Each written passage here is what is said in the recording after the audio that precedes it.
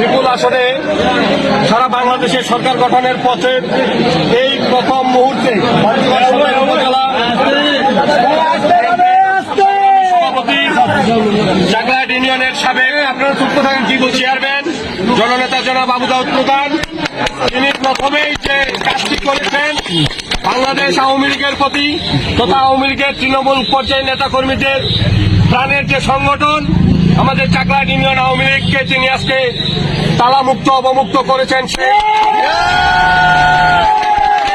যারা এই দেশটাকে পাকিস্তান বানাতে চেয়েছিল, যারা বাংলাদেশের স্বাধীনতার পক্ষের প্রতিটি দলকে নিশ্চিহ্ন করার চিন্তা ভাবনা করে বাড়িতে অফিসে হামলা করে বন্ধ করে রেখেছিল, সেই অফিস আজকে প্রথমেই তিনি চাকলাহাট ইউনিয়ন আওয়ামী লীগ অফিস অবমুক্ত করলেন।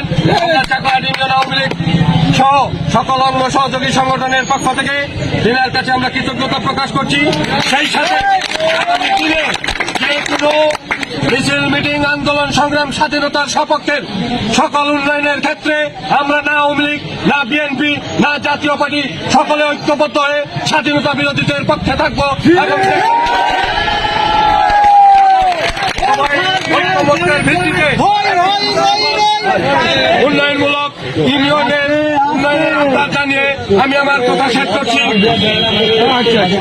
ধন্যবাদ সবাইকে।